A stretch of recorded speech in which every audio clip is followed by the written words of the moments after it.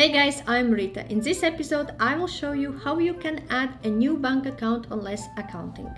We will need to go to sidebar and click on banking section. Here, you will have your list of your bank accounts, and if you want to enable automated bank feeds, you can connect to bank here. If you want to connect to your Stripe account, connect there. But if you want to import your data manually to add new bank account, click on choose this method. Now I can add my details. So I will have Rita's bank. I will say business saver.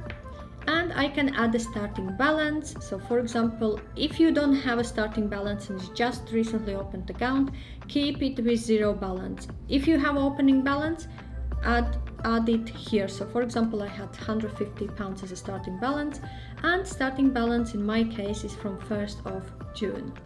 Okay.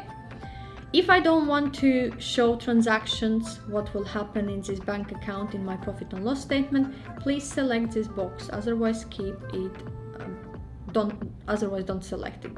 And also if it's a credit card account, then you can apply and say that this is a credit account and click save.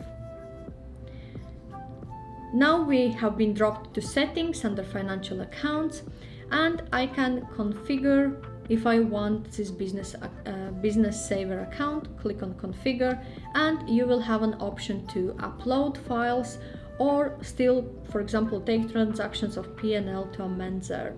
So when I go back to my banking, my business saver account is added here. So this is a way how you can add a new bank account on LessAccounting. If you have any questions or require any further advice, feel free to reach out to me. Also, I have shared the links in the description section below to my complete LessAccounting tutorial and review.